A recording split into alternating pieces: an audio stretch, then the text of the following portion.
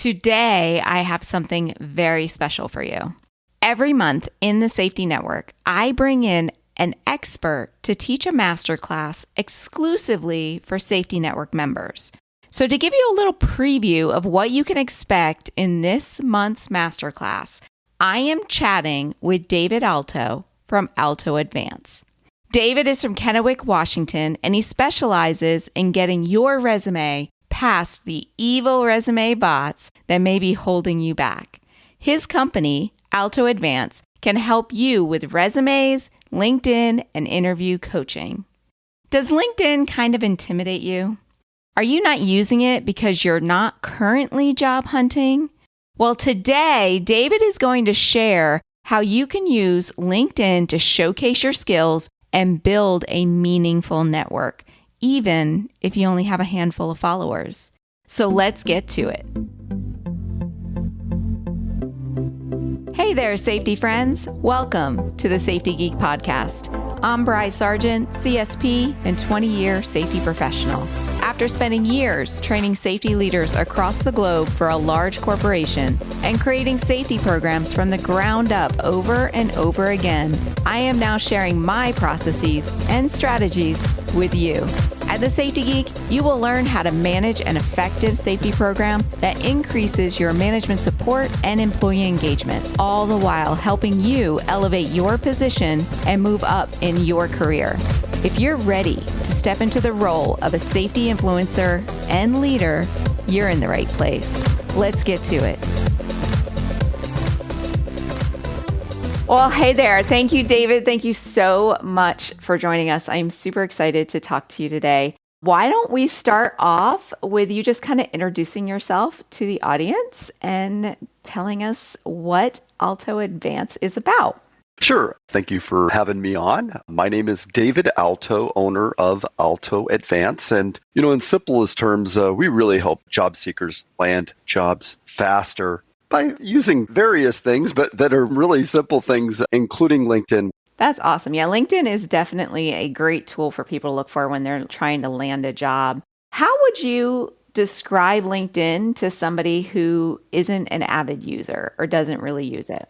Sure. And I get it too. If you're not very familiar, you think that it is just a place for job seekers or recruiters. Yeah, I know. That's what I used to think it was too. Right. And I did too as a job seeker when I came onto LinkedIn, but it's more than that. It really is everything that Facebook, the good stuff about Facebook.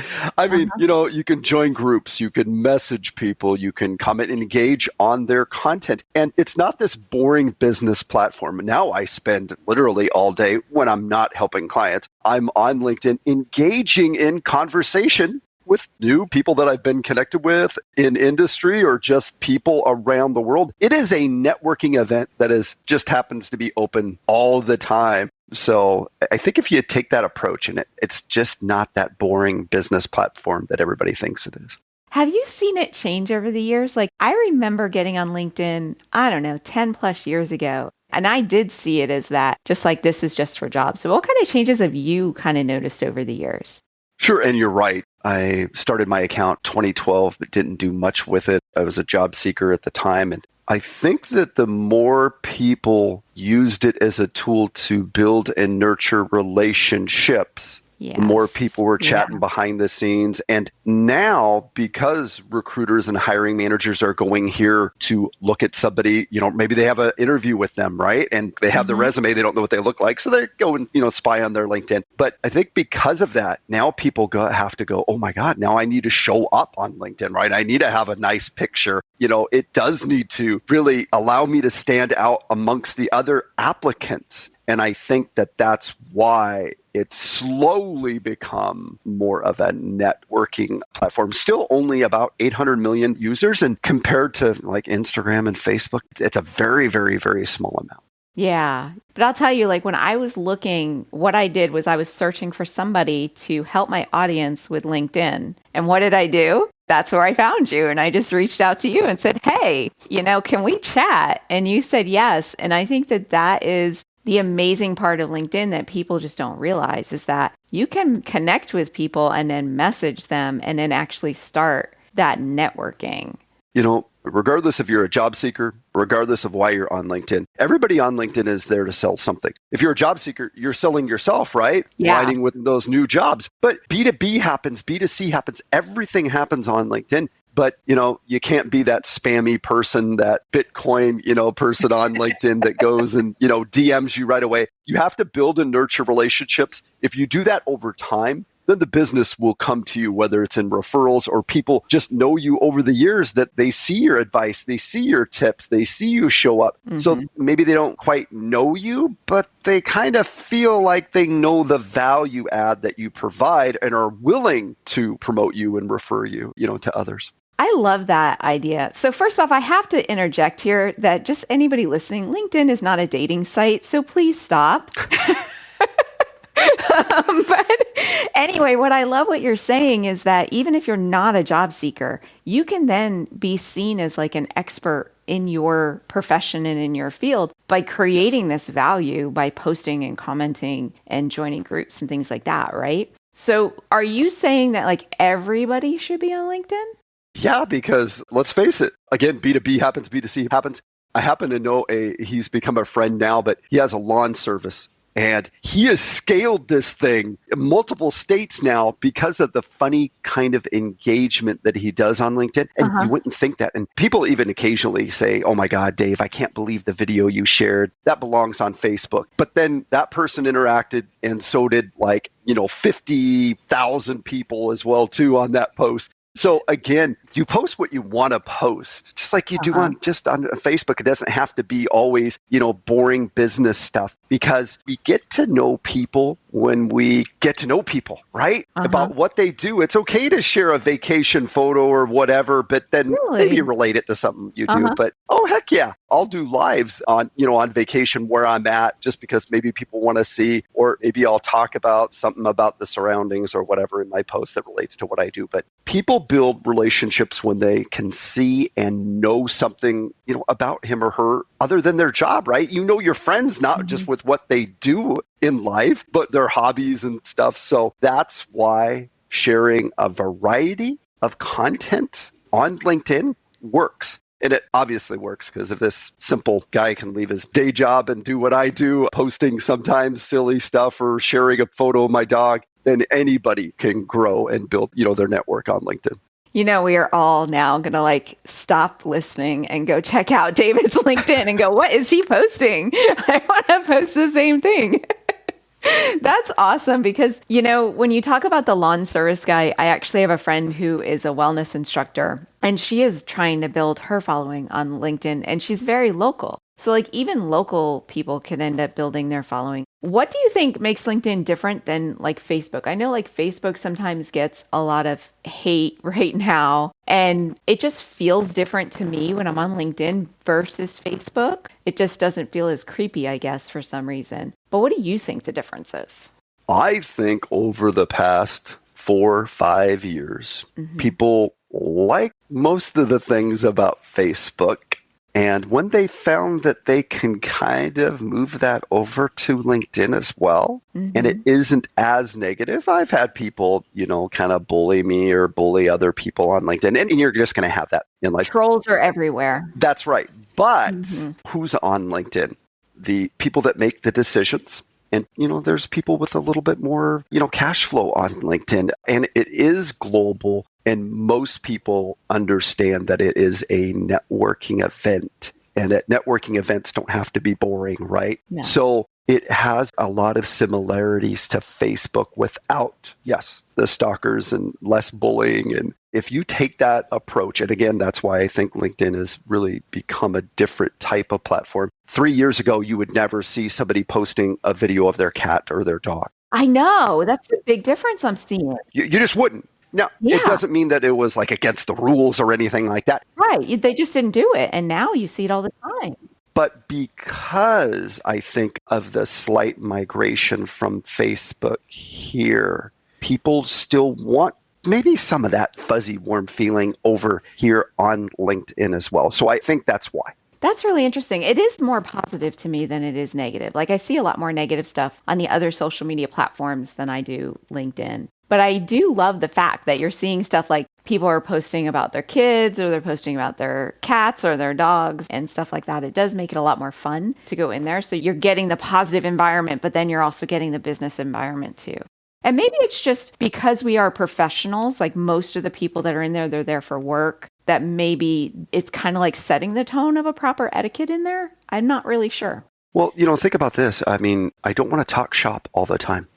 No, Right? I know, Right? right? We don't want to talk shop all the time. So that being said, so when I post a funny video or whatever, but guess what? The message in the post has something to do with what I do. Right. So again, I could still post a funny video, but then it somewhat relates to, again, there's still the message or the tips or tricks or the whatever I'm sharing. So the video, or whether it's a photo of my dog or whatever, there's still a message, I guess, behind it. It's not just, hey, see my 1-year-old, French bulldog. Maybe he or she's doing a trick or whatever. And I'm talking about how do you teach or how do you mentor people, right? So again, I guess the delivery method is the video or the photo, but the content is still somewhat, I guess you could say, business related. So if people were just starting out on LinkedIn and they're not really looking for a job right now, so they're just posting whatever, are there things that they should be cautious about so that way future employers don't get turned off by something that they've posted?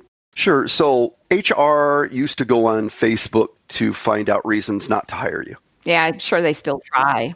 They do, but people go to LinkedIn to find reasons to, in fact, hire you. So companies are more mindful nowadays of people that are brand ambassadors, meaning, I'm happy with my job, but occasionally I'm posting that we have an opening in this department that we're having a hard time filling, or it's a ribbon cutting, or it's a ribbon cutting of a charitable, something that we're doing, right? So if I'm posting things like that and I'm happy with my current job, even if I'm new to LinkedIn and only gets 1 like, and that's from my brother or whatever, it doesn't get much engagement, right? But still, now when I go to apply for those jobs, that hiring manager sees that post and they think, wow, that person's that brand ambassador for their current company. They would do the same things for us. So companies are more mindful of that nowadays. And like you had mentioned, we're all subject matter experts about various things, right? So what I tell people is write an article about something you're a subject matter expert at in your industry, because if I'm that hiring manager and I see you've written that article, maybe I have a better understanding of your understanding of that industry or what you're discussing. And I would never have known that unless I got, on the phone with you, for an interview or whatever. So there's various things you can share. But if you're new to LinkedIn, you need to engage with other content, with other people to then kind of build your network. Because, yes, if you only have 100 followers, you're probably not going to get much engagement on your post. I would spend more of your time engaging with other people's content. So that means commenting, liking, sharing, stuff like that. Answering all the fun polls that everybody posts. Yeah, I know. And, talk about polls. Polls work. Polls are really good because, the person voting is almost giving you permission to kind of like follow up with them later based on how they answered it. Yeah. So polls are very strategic. I could see like with safety professionals, like if they're in the middle of like, I'm creating an incentive program, should I do this, this, or this? And even creating a poll and throwing it on LinkedIn and seeing what everybody is like. But bringing it back to safety professionals, there aren't that many of us in the United States. In fact, it is growing. The last time I checked the Bureau of Labor Statistics, they said that we had about 120,000 in the US. So it's definitely growing. I know when I started, most companies needed to have like 200 employees before they had a dedicated safety professional. And now it's getting to the point that most industrial employees would have one. So we're getting there. But how do you suggest that a safety professional kind of find their people on there? Like find the people that they could connect with, especially if they're starting out with only like 5 followers or something like that. One of them being their mom, I'm sure. Right. Not my mom anyway, but so on LinkedIn, search parameters, searching tools are so easy, but so effective. You could go into the search bar and just type a job title, your job title, right? And then after you do that, then you select people, and then you could search by, country. You could search by company if you wanted to. That is the easiest way. In seconds, you will find those people to connect and engage with. And again, job title, people, maybe location, based on state or country or whatever. And then you could even filter for company. Within seconds, you'll find those people. Reach out to some of them, just engage with their content or follow them. LinkedIn's database of 800 million, it really is a database. And the searching to find those people, it's so easy. I will tell you, somebody did that with me here locally. Totally different industries. I'm in safety. I believe that she is in wellness or something like that. But she reached out to me because she found me on a search. And I was like, hey, you want to grab coffee? And we actually just met at a local coffee shop after connecting on LinkedIn. We kind of went back and forth on a conversation on LinkedIn for a couple of weeks. And I was like, hey, I generally go to this coffee shop. Why don't we meet up? And it was her favorite as well. And, it ended up creating a real life in-person connection as opposed to just an online one. And I could see people doing that within their own towns as well. Like seeing the industries in your town. Like for me locally, we have a Chewy warehouse, a FedEx, and Amazon. Those are our signature brands, right? So, I want to see the safety people there. Let me try to connect with them on LinkedIn. And that could be a way to easily start those conversations, which are sometimes hard if you just did it by the phone, right? Oh, yes. And think about it. Where else? Unless it was at some type of networking event or annual event. And if it's an annual event, it's only with your company, not somebody else's, right? So, yeah. I live in a fairly smaller community. So, sometimes that isn't, but you can really narrow that search down to, cities on LinkedIn when you're doing that search. So that is a great way. And that's what you do. You go back and forth a little bit. Then all of a sudden you're like, okay, come on, let's just meet for coffee or do so, right? Yeah. So yes, try to at least do a Zoom call if they live far away or in your case. But LinkedIn is a networking event and most people are very giving. They're going to answer a question or at least respond back to you. At least that's what I have found LinkedIn to be, a very warm, giving community. You are so right there. And safety professionals in general, I find are always giving anyway. Like you never have to make anything from scratch. If you just reach out on LinkedIn or even some of the Facebook groups, you post your question and people are going to be like, here's my stuff, copy it, Sure. Rip off and duplicate is pretty much our standard. So that's pretty awesome. So what features do you think are the best ones on LinkedIn? We've been talking a lot about posting and engaging. Sure. But I know that there's some other features too. Are there anything that you think people should be trying out?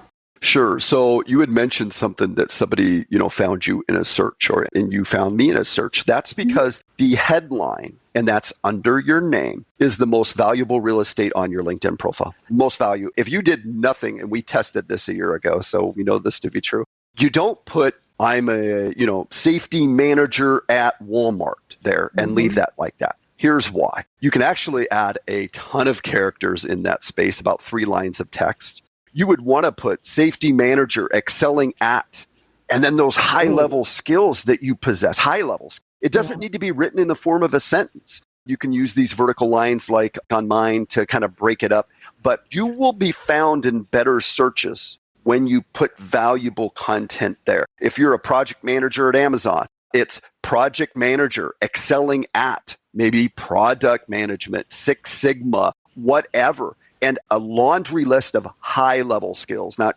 customer service, but those high level skills or certificates that you possess. You will show up in better recruiter searches or any search when it's more related to, all you have to do is think of this. How would you go about finding somebody that does what you do? What would you think would be those keywords and key skills? That's what you need and want to put in that headline. I love that tip. Mine says something like host of the Safety Geek podcast and VPP specialist or something like that too. Sure. I love that term, excels at. That is such a key term for somebody who is using LinkedIn just to promote themselves and their skills. So definitely, that is an awesome tip. So if somebody was looking for work, how would they use LinkedIn?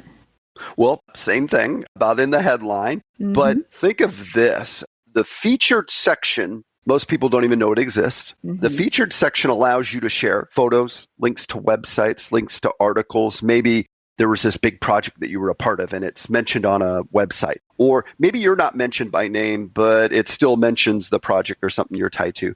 Adding things to the featured section gives social proof of some of the same things that you're saying about yourself, maybe on your resume. Again, could be a photo of you volunteering, could be a photo of you and a ribbon cutting or just whatever. But I mean, there are so many things that you can do to really stand out. And most people are not adding anything to the featured section. So that just means, somebody comes to your profile, they're stopping and looking. I know when I go to somebody's profile and they have something in that featured section, I'm definitely stopping and taking a look because I'm going to learn more about that individual. So. Yeah, so it's a great way to show off your portfolio, which is interesting that you bring that up because in the Safety Network this month, we do 6 advanced trainings every year. And the very first one is going to be creating your portfolio and I never thought about the LinkedIn aspect of it. I have different ways that I use my portfolio and share it. And I'm like, I know because I've interviewed hundreds of safety managers and I love that LinkedIn allows you to do that because you can even upload PDFs in there too, correct?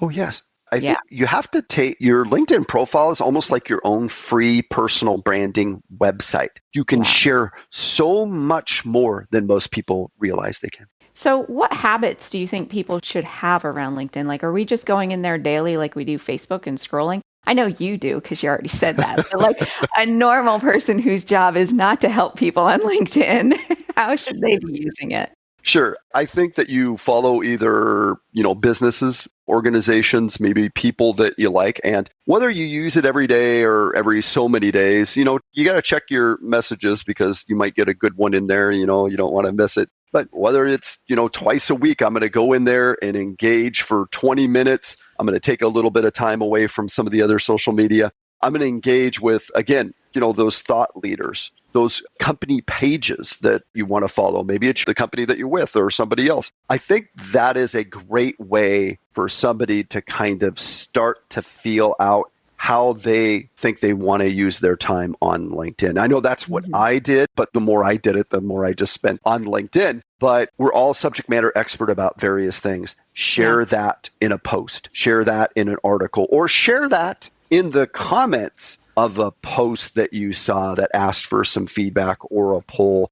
When you engage and comment something that is very authentic and you took some time, not just, hey, nice post, good job, but you actually took some thought in responding, that's when other people see it and might want to follow you or connect with you. Or the author wants some engagement, right? That's why they posted. So maybe set a timer and spend a certain amount of time, but you don't have to spend a lot of time. But I would say I still to this day engage way more than I post, even though I post and comment, respond on my post as well. But I engage with the other people that I've built relationships with on LinkedIn.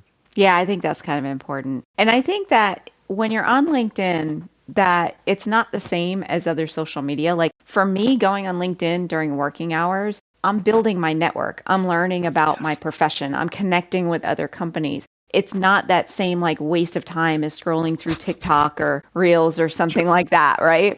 So maybe your employer wouldn't even mind you doing it because you're going to get something out of it. But I love the idea. I attended this training one time where they said, block the time out on your calendar to do research, like industry research. And I was like, yeah, I do that. But like, what about blocking out that 20 minutes, like you said, twice a week, just to have that little reminder of let's check in with LinkedIn, because building your network is just as important as learning the skills to do your job. So I love that. So anyway, I wanted to thank you because you have agreed to teach a masterclass in my brand new professional development community, the Safety Network. So I am super excited, and you've kind of like given us some tidbits over what you're going to teach us. Can you tell us what you will be teaching? Sure. We're going to start at the top of everybody's LinkedIn profile, go down to the bottom. We're going to talk about some networking best practices, especially for job seekers, but we're going to really talk about the hows and the whys and hopefully get some time to maybe answer some questions. I really enjoy doing that, but most people don't realize all the things they can share or even place on their LinkedIn profile. And I hope during that time, I'm going to answer way more than people will have to go back and watch it, I'm sure, or take really fast notes because, again, there's so much more that you can share on your LinkedIn profile that's going to just make you different. And if you want to learn how to network and you're not looking for a job, you're going to learn that as well. Yeah, David's already warned me that he has so much information to share. I'm probably going to have him back on in the group in a few months from now. So definitely be prepared to take notes. And he has also shared with me that you can volunteer and he can tear apart your LinkedIn profile during this training. So if you want to put your hand up and say, yeah, I'll be the guinea pig for David's training, make sure that you email me at support@thesafetygeek.com before March 29th, and we will select a few people to actually be David's guinea pig as he goes through their LinkedIn profiles. I am not putting my hand up on this one. I am not doing it. Let's make sure that they definitely need some, help. Yes. And I'll compare something to somebody else's or whatever, because we want to share, what maybe a great profile could potentially look like. But a lot of times, again, it's just people don't realize what they can actually share. So they'll be quite amazed. They'll be quite amazed during the presentation. That's amazing. So thank you so much for chatting with me today. This has been super fun. How can listeners learn more about you and your business? And what if they wanted to reach out to you personally and get some help with their career coaching? Because I know you do way more than just LinkedIn. Oh, yes. I am on various platforms, but very active on LinkedIn. If you message me or send me a connection request, I still can accept about 7,000 more connections, and then I max out. What's the max? You max out at 30,000. You can have unlimited followers, like I have 70,000 followers, but I only have like 23-ish thousands. But just connect with me, DM me, message me. I'm more than happy to provide any advice or guidance or schedule a call if you think you might need some extra help. And we will definitely put links to David's website as well as his LinkedIn profile in the show notes. And I will tell you, I can attest to this because I literally was doing this on the fly at an evening, way after hours, when I messaged David the first time. And he responded so quickly. I was like, oh my gosh, this is amazing. So definitely, if you need some help, reach out to him because he does some great things. So did you have anything else that you wanted to share, David? I think they have to come to the event to learn more. Awesome. All righty. Well, thank you so much. And I will be chatting with you again on March 29th. And I hope to see all of you there in the Safety Network. Bye for now. Hey, if you enjoyed listening to this podcast, you have to come check out the Safety Network. It's my monthly professional development community just for those working in safety. Every month, we will dive deeper into the strategies that'll help you become a better leader and move you up in your safety career. If you need a roadmap on how to get from where you are now to your dream job, I got you, my safety friend. Join me over at thesafetygeek.com/network. And don't forget to type in the THE, safetygeek.com/network. I would love to meet you in our next Q&A session. See you there.